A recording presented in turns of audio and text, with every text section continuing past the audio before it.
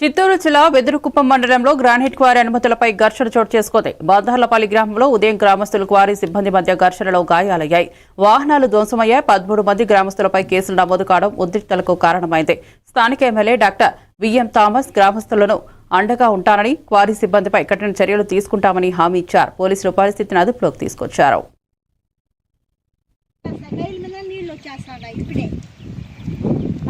మార్గం లేదు సార్.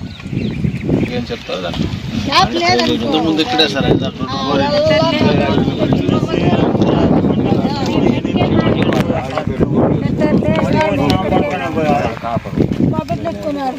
మేము బతికే మార్గమే మాకు ఇదే సార్. ఇంకేం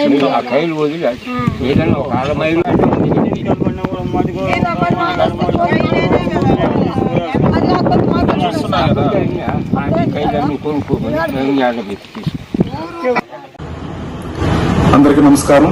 నేను డాక్టర్ విఎం థామస్ జిల్లాలో ఎమ్మెల్యే మాట్లాడుతున్నాను. ఈరోజు వెదురుకుప్ప మండలంలో కొమరగుంట పంచాయతీలో బందార్లపల్లి గ్రామంలో క్వారీ యజమానానికి, అదేవిధంగా అక్కడుండే స్థానిక గ్రామ ప్రజలకి గొడవలు జరిగాయని చెప్పి నేను సోషల్ మీడియాలో చూడడం జరిగింది.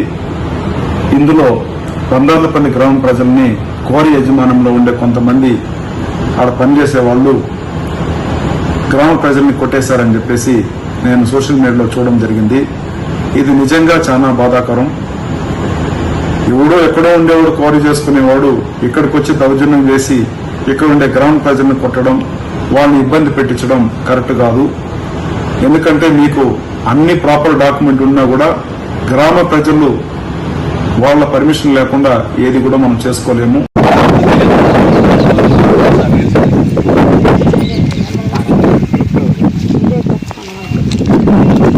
లేదా ఈ 10 రోజులతో మేము బతికే మా గుడ్డు మేము ఏదన్నా పంట పడినా నీళ్ళు వచ్చేస్తాడా ఇప్పుడే. మాకు వేరే మార్గం లేదు సార్. ఏం చెప్తారు ముందు ఇక్కడే సార్